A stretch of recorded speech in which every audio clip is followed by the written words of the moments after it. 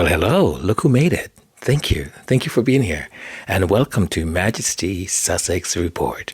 I'm Antonio, and it's my absolute pleasure and honor to have you join us. So, today we will be discussing Chapter 10 of Omid Scobie's book, ENDGAME. And this chapter, my friends, it's all about the Courtiers. And, you know, the things that happen and the wheeling and dealing and all that kind of stuff. I'm telling you, these folks have more power than we give them credit for, because I don't want to say it now. I might say it in my sort of commentary, but gee, these royals, man, like, they don't have a brain to think for themselves. But allegedly, I'm not calling anyone anything, just saying. I say that, and then I'm going to say something really holistic here. I really hope you've had some moments of joy today. And if your day is now starting, I hope you find some moments of joy. Remember, it's really important. It's important for our mental health. It's important for our physical health. And with everything that's going on in the world right now, and in our cities or countries or wherever you are, it's a lot to handle. And I want you folks to make sure you're taking care of number one, okay? That's not a selfish thing. It's making sure that you are there in order for you to also assist and help others. And you can't do that if you are on, zero fuel. So find some moments of happiness, some quiet time every day, even if it's just for 5 minutes. Take that time for yourself, and I hope you've had that today. Or, as I said, if you're starting your day, you will make sure you schedule that for yourself. All right? Another thing I just wanted to say, thank you all who were participating in the community post that I did. Thank you for your likes and your guesses and all that kind of stuff. I'll be using the community post a little bit more often because I really enjoy that interaction with you folks, okay? So that's it. And, okay, well, this part also. Oh boy, I've been reading some of your comments as always, and what joy it is to read them. And for the super things, gee, thank you. And I don't know when I'm going to stop being a weirdo about this stuff, but again, I'm getting used to I don't even want to say it. So, thank you. I just want to say thank you. Maya Angelou always said, say thank you because it's what you say to God. So, thank you. Let's get it on.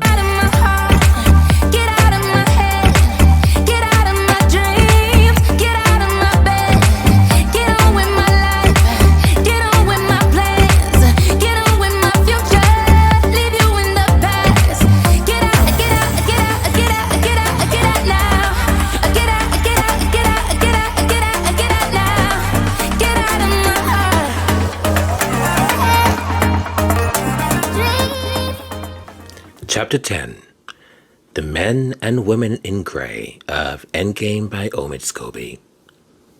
The focus is on the role and evolution of royal courtiers and their complex, often unseen influence within the monarchy. The chapter begins with historical references, drawing parallels between Shakespearean characters and courtiers.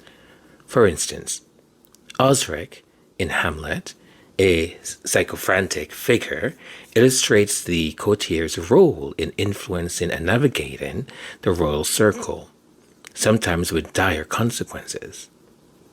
The narrative then transitions to the Elizabethan era, vividly describing the extravagant attire of courtiers, symbolizing their wealth and status. These figures, whether male or female, are portrayed as peacocks or insects, buzzing around the monarchy, carrying messages and perpetrating rumors and scandals. This imagery underscores their persistent presence and influence in the royal affairs. The chapter moves forward in time to the present, highlighting that while the outward appearance of courtiers has evolved, from doublets and farthingales to Seville row suits, their roles and behavior have remained remarkably consistent. They still serve, guide, and protect monarchs, often engaging in palace intrigues and politics. Modern courtiers, like their predecessors, operate in secrecy, trading in gossip and favors, now via press releases and leaks instead of daggers and swords. Key figures in the British monarchy, including Prince Harry, Princess Diana, and Sarah Ferguson, have variously referred to these courtiers with nicknames like Men in Grey, Palace of Vipers, or in zoological terms, reflecting a mix of weariness and disparaging views towards them. The narrative then delves into specific examples and stories about courtiers across different reigns, highlighting their power and influence. It discusses how even those in seemingly minor roles, like dressing the monarch or managing personal affairs, wield significant influence due to their close proximity to royalty. The chapter references historical texts and modern works that examine the intricacies and court life and the powerful positions held by courtiers. The beginning of this chapter paints a detailed picture of the historical and contemporary roles that these courtiers have in British monarchy. It portrays them as pivotal figures in the royal ecosystem, exerting influence and power, often from the shadows, and playing critical roles in the dynamics of palace life across centuries. I can see the paradise but you must build it. A king getter rule a minister is ruled by them. Only power control the country. Show them who has the power.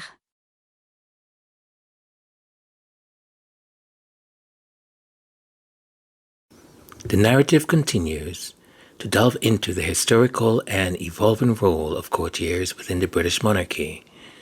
The chapter traces back to the times of St. Dunstan in 924 to 939, illustrating how courtiers' influence and the danger of their position have been constant throughout history.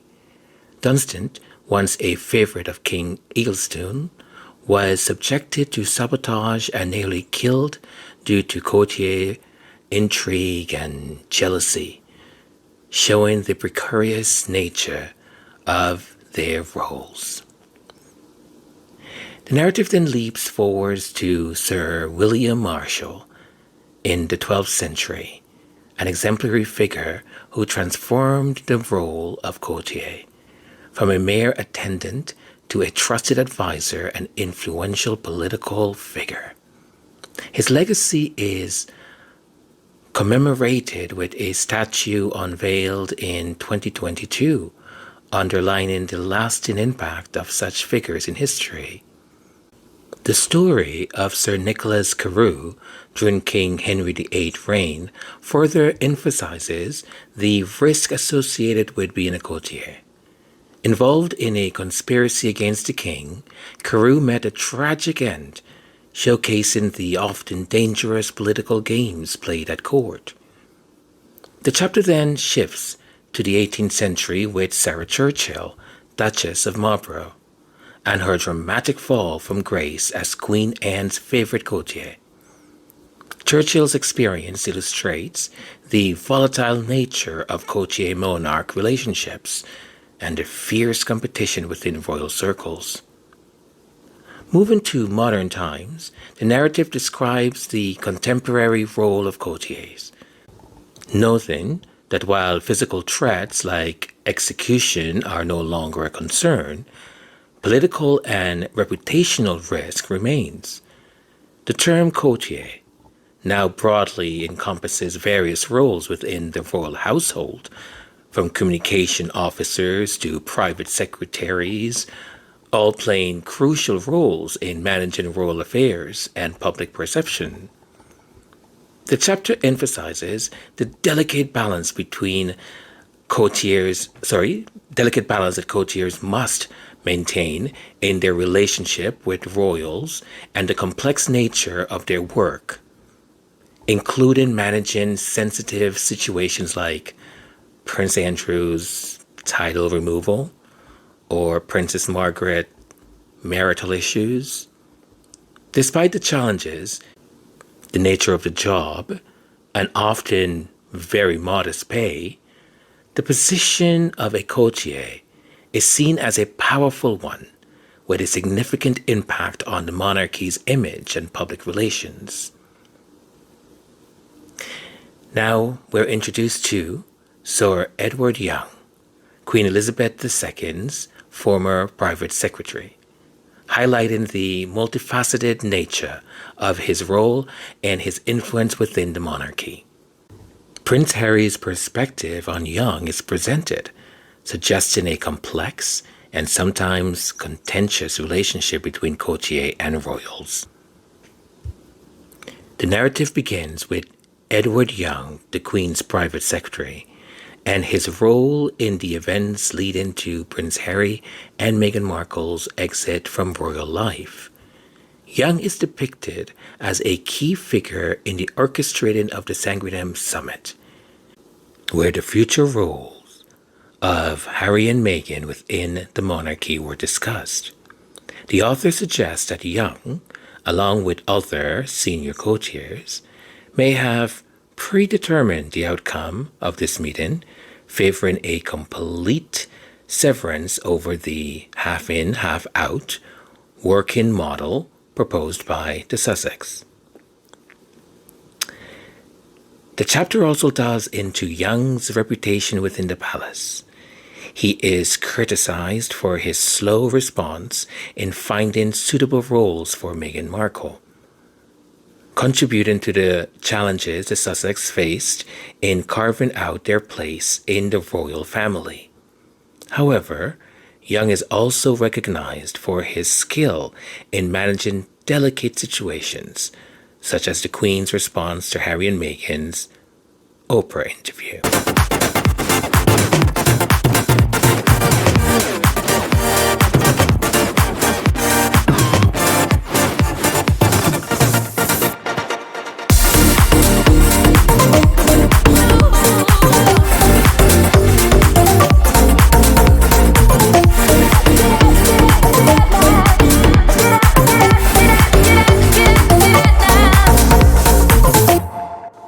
The narrative then explores the complex relationship between various courtiers and members of the royal family.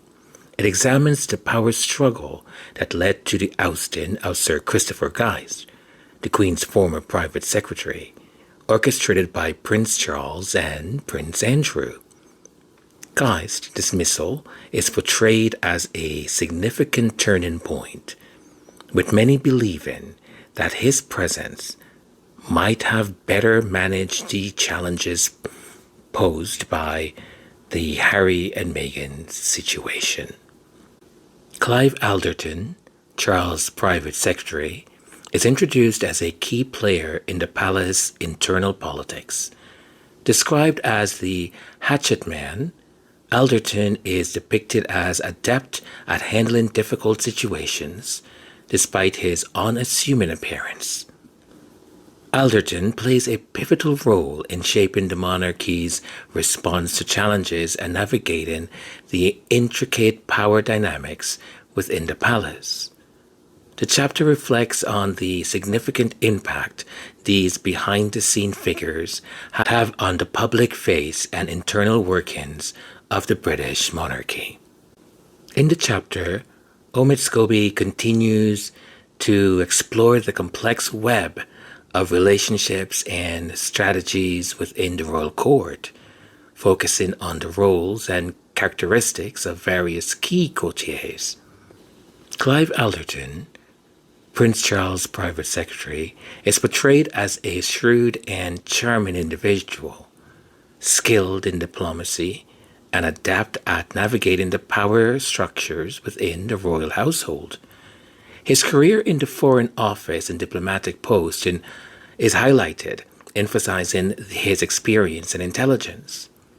Alberton's role in supporting Charles' ascendancy to more prominent royal duties is emphasized, illustrating the strategic nature of Courtiers' work.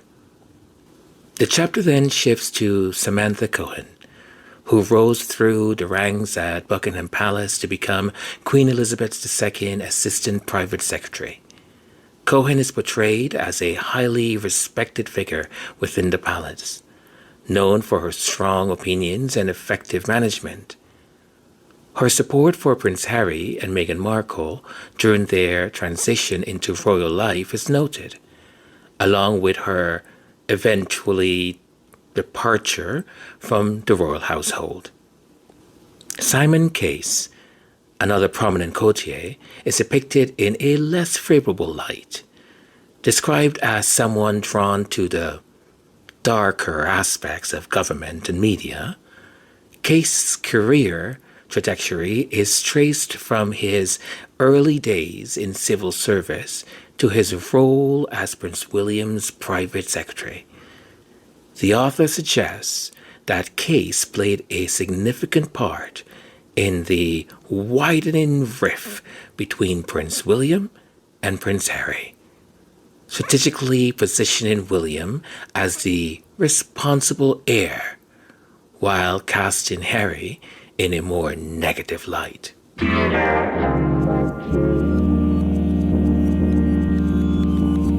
It started off innocent, just a chance interaction that turned into cigarettes. Bad for my body, bad for my home. One thing led to another, couldn't leave you alone. When you came around, you brought the streets with you. We get a glimpse into the personal attributes and career path of these courtiers, painting a picture of a royal household where strategic maneuvers, personal relationships, and power dynamics play crucial roles. The portrayal of these courtiers illustrates the complex interplay of loyalty, ambition, and influence within the monarchy, highlighting how these individuals shape and are shaped by their roles in serving the royal family. Omid writes about Prince Harry's decision to have a close friend, Charlie Van Straubenzee, as his best man instead of his brother, Prince William, and how this was managed in the media. The author suggests that Simon Case, Prince William's private secretary, orchestrated a narrative to protect William's image, directing that Harry's aides not correct false reports about William being the best man.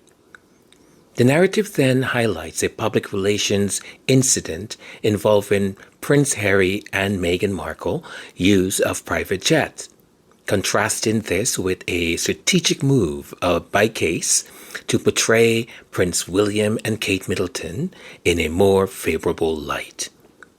A trip by William and Kate on a budget airline was publicized as a contrast to the Sussexes, but this was later revealed to be a less environmentally friendly gesture than it appeared, involving empty flights and additional carbon emissions. Simon Case's role in shaping public perception and managing the image of Prince William is further examined. The author portrays Case as a key figure in a perceived rivalry between Prince William and Prince Harry, using public relations tactics to elevate William's image and at Harry's expense. Empty flights released upward of 4.5 tons of carbon emissions. Kensington Palace claimed they knew nothing about Flybe's switcheroo, but the whole farce turned it into a fail for all involved regardless. Their perfect family trip was exposed for what it really was, a showy publicity stunt. Even in this early stage of his Kensington Palace post, some officials in the other households were less than impressed with Case's stratagems. A Buckingham Palace aide, who was no fan of the private secretary, laughed to me at the time. Nice try, but in the end they looked like even bigger hypocrites than the couple they were trying to show up. Added another communications staffer at that time. I feel like it's a new era with Case. I'm not sure if it's a good or a bad one. In retrospect, as the crevasse between the brothers deepened to the point that reconciliation still seems like a long shot, even Case's PR gambits can now be viewed as successes for Kensington Palace. The results are in. William is firmly in the role of a decisive king in waiting, and Harry has been cast by the palace and the press as a perceived lost soul. This so-called success came at an exceedingly high cost. While other circumstances, some unforeseen but many of them devised, hammered on the wedge between William and Harry, Simon Case's moves activated a chain of events that have helped damage a brotherly relationship beyond repair. That was a dark time, a source close to the family told me. Similar sentiments were shared when Charles and Camilla's longtime press secretary Julian Payne left in 2021. Never afraid to get his hands dirty. He's the resident playground gossip, a senior aide of the Queen once said to me. Payne happily shared tales about family members, including Harry and Meghan, to other staff and preferred media allies who wrote favourably about his bosses. He also gave details about Charles's relationships with Harry and his grandchildren for Finding Freedom, although prior to publication, I found out that some of the information, such as how regularly Charles would visit Prince George, Princess Charlotte and Prince Louis, was not accurate. As for The Fly, well, he buzzed off back to the intestinal system of British politics, joining former Prime Minister Boris Johnson's team as Cabinet Secretary, the youngest to ever hold the position. He survived Johnson's ugly resignation and his successor's short tenure, and Prime Minister Rishi Sunak kept him on as his Cabinet Secretary. But it wasn't a successful journey for Case. He was implicated in the Partygate scandal and its swarming allegations that Johnson and staff flagrantly violated COVID-19 lockdown restrictions by hosting social gatherings at 10 Downing Street and other locations during the pandemic. Loyal only to himself, it seems, Westminster watched as Case seemingly threw his former boss under the bus. Johnson revealed he was advised by Case that COVID protocol was followed for the rule-breaking get-togethers, but Case later told an investigating committee that he had said no such thing. The firm needs to look no further than the example of Simon Case as a reminder that Svengalis ultimately seek to control and exploit, and gurus tend to fall from grace. Waterflies never hang around for long, lest we forget the messy situation that Charles's former right-hand man, Michael Fawcett, found himself in.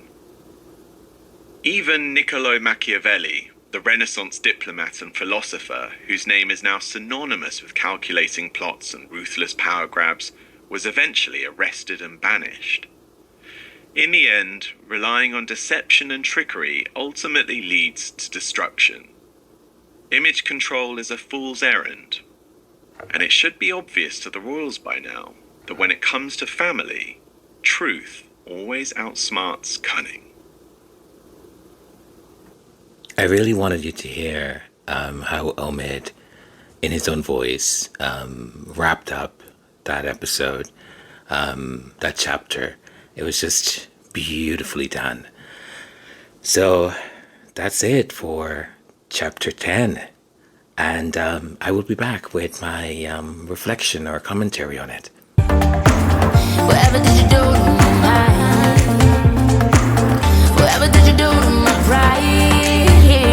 Your silence is violent, but the dogs won't keep quiet. Get out of my heart, get out of my head, get out of my dreams, get out of my bed, get on with my life, get on with my plan, get on with my future.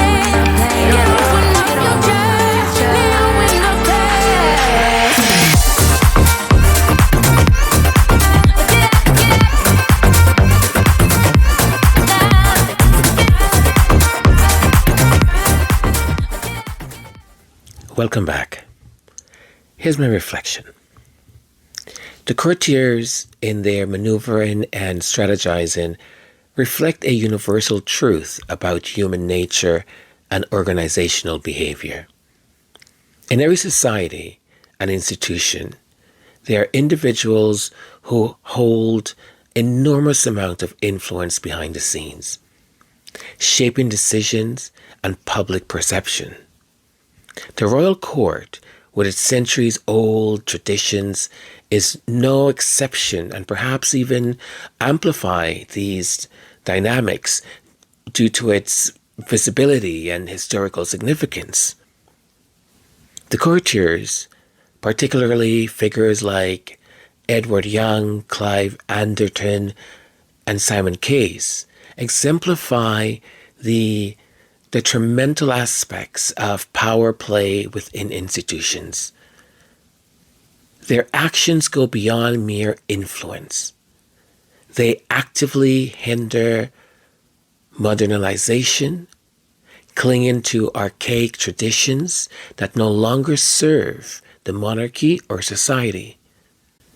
Their maneuvering not only rejects but intensifies the darker side of human nature in organizational behavior, where personal agendas overshadow the greater good. The stark contrast between the public image cultivated by the royals and their aides and the private realities become more pronounced due to the rigid resistance to change by figures like Young, Alderton, and Case. This struggle to maintain a facade at the expense of authenticity is exacerbated by their insistence on tradition, highlighting a societal tendency to value appearances over progress and truth. The role of the media, influenced by strategic leaks and manipulation, often orchestrated by these key courtiers, underscores the distorted power of media narratives.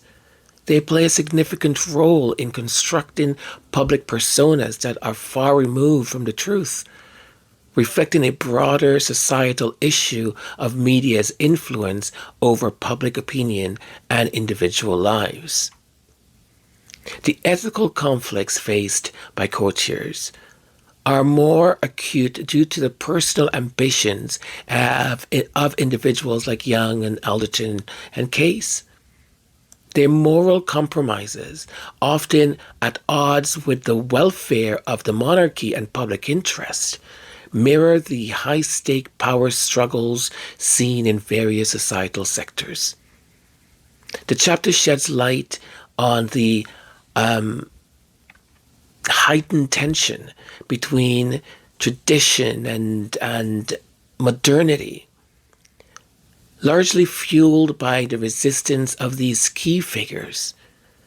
Their inability to adapt to a rapidly evolving world not only challenges the monarchy, but also mirrors the broader societal struggles with balancing progress and heritage. The impact of figures like Young, Alderton, and Case on the royal family, interpersonal relationships is profound. Their influence often exacerbates issues like sibling rivalry and favoritism, reflecting intensified versions of typical family dynamics under the strain of external pressures and outdated advisories. The chapter poignantly highlights the human cost of living under the public eye, a situation worsened by the actions of these courtiers. Their insistence on maintaining this rigid, traditional public image often leads to personal crisis, strained relationships, and a loss of private identity for members of the royal family. The relentless scrutiny and pressure to conform to an outdated image underscores the damaging impact of such figures in high-profile roles.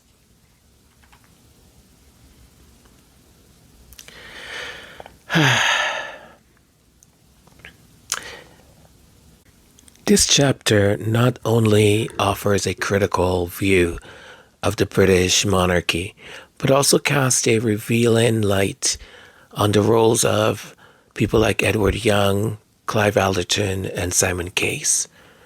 By focusing on the damage they inflict on family relationships and their obstruction to modernizing, the chapter serves as a potent critique of how entrenched power structures and resistance of figures can impede progress and well-being. The narrative becomes a more incisive commentary on the complexities of human nature, the overwhelming influence of public perception, and the urgent need to balance tradition with modernity. The metaphor likening the fly to, excrement, as used by Omid in the chapter, starkly illustrates the damaging impact of these individuals, providing a vivid representation of their negative influence within the royal court and the wider societal implications. There's this Spanish artist that I caught not too long ago in an interview, and he was saying that in life, you have to figure out with the people that surround you if they're a bee or they're a fly. And he said, bee people, no matter where you go with them, no matter where they take you, no matter the path or the journey, they're always looking for good things. They're always looking for the beauty. They're looking for the flower. They're looking for the honey, right? All things good. He said the fly, no matter where you take the fly, no matter how you dress it up, the fly is always looking for the excrement because that's their nature. And he said, if you surround yourself by people who are flies, all you start to experience is excrement. All you start to become and behave like is excrement. And to think that these courtiers have such influence on what the royals do, what they say, how they do it, is enormous. And I said this in one of the other podcasts, and I say it again, fire all of them. I think I said it with the podcast about when Kate and William went to the Caribbean. Hire some people that are not from the aristocratic lines. Hire some people who've got true life experiences. Hire people from different cultural and heritage backgrounds. So you have an array of opinions. It's sort of like that whole saying, you keep repeating the same thing, expecting a different result. Like if you keep banging your head against a wall and you get a headache and you keep doing it over and over and going, why is it that I get a headache? It must be the tea I had this morning, not the banging of me banging my head against the wall. It's and the way they've treated Meghan is from the same playbook of Diana, right? I mean, thank God that the difference now is that we have, social media. I mean, there's tons of issues with social media, but it's it's eye-opening because when I think Harry and Meghan talk about the institution, it's exactly that kind of behavior, that kind of those type of people that keep the engine running, right? That keeps it going. That's the institution. And the institution tells people, well, tells the monarchy how to behave, what to say, what not to say. You know, I have very little doubt that when Harry was trying to connect with his grandmother, you know, those final months, final days, and they kept not allowing him. I'm sure. Look, I can't say I'm sure I wasn't there, but they were preventing her because I know people have issues with certain things, and I can still criticize someone for not doing A, B, and C, and at the same time appreciate them for another thing. And I think it comes from, you know, being so mixed or having these different heritages that I would go to one part of the family and hear them say these awful things, and I'm like, holy cow. But at the same time, they're like hugging me and they love me and, you know, take care of me. And then I'll go to my other side of the family and I'll hear them say some awful things about that side of the family. And I'm like, what? So I can hold two things, three things, four things in the same capacity and attribute them to a person, right? The same way I can say, for example, you know, that have a strong feeling that there's a very close connection between Prince Harry and his grandmother. And I think when Meghan came into the fold and the things that she wanted to do and started to do, I think that the Queen went, holy cow, yes, okay, this is what it's about. Because she was, if you can criticize her about a lot of things, but she was a working queen, and she did what she needed to do, right? And ultimately, her goal or her role is to protect the crown as much as she can. And I think that all of this stuff with the separation and not 50-50 and all of that, as Harry describes it in the book, I get the feeling that you know, they just told her, and not meaning Harry, I mean the other ones, this is what's going to happen, this is what's the right thing to do. And her having those advisors around her too, who are, you know, allegedly, you know, speaking to the future king and the other little king. And they're conspiring basically, and the woman is in her 90s. I mean, come on. You know, I think those last couple of months, I mean, when Harry said at that one interview that he wanted to make sure the right people were around her, I was like, I'm like, okay, something is going on. So, well, I think they've had enormous amount of opportunities, and they still seem to be committing to keep kind of going straight head forward with this nonsense. I mean, the whole thing now with, Harry and Meghan didn't ask for the Queen to use Lilibeth. I was watching some of these shows in the UK, and some of the nonsense. Listen, I don't know. I can love a country. I can love, you know, the monarch. I can appreciate certain things, but common sense is common sense, and decency is decency. And when something is wrong, you just go, yeah, that doesn't feel right. That seems wrong. But to sit there on your show and say, well, you know, it didn't ask up. It's a freaking name. It's a name. Any grandparent, when your grandchild or your son or your daughter, they make that announcement and they say, Mom, we are naming or daughter after you or after Nana or something, you know, and you carry on this kind of family heritage in the name. And even if you take the nickname and you converted it into the person's name, it's such homage to that person. And knowing the close relationship that Harry and the late Queen had, I'm sure, you know, she was like, oh my gosh, so honored. And how wonderful, how beautiful.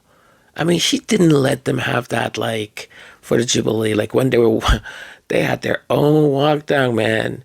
She didn't demand that for no reason. She didn't demand it for no reason. That woman was sending her little signals as much as she could. But, listen, but those courtiers, man, I don't think things are going to change all that much unless they get some people in there that are willing to tell some really truth. And I don't know if anyone who's in there is willing to listen to the truth and hear the truth and accept the truth. The one person that did, every time he heard the truth, he went, oh, okay, I didn't know that. And he went, he learned, and he did better. When he found out this was racist, he goes, oh, didn't know that. Okay, let me go learn. Went, he learned, he apologized, he does the work, and he's like, okay, right? He accepts it. He's done the work. He's still doing the work. But these others, they're they're in their own little fantasy bubble. Anyways, folks, I think I should just shut my beak now.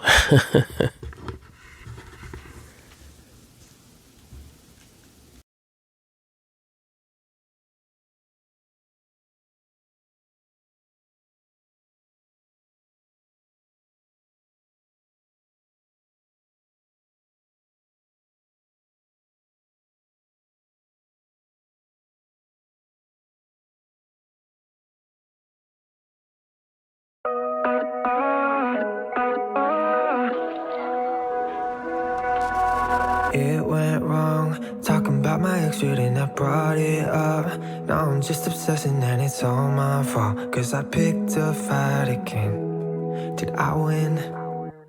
Every time, everything is going good, I tell me lies. I believe them, no, I shouldn't get caught up, starting fires in my mind. Yeah, it's so stupid, why do I do it? I'm sorry that I ruined the night again. Spent the whole time writing stories in my head. Mad at you for no reason, thinking things you never said. I'm sorry that I ruined the night again.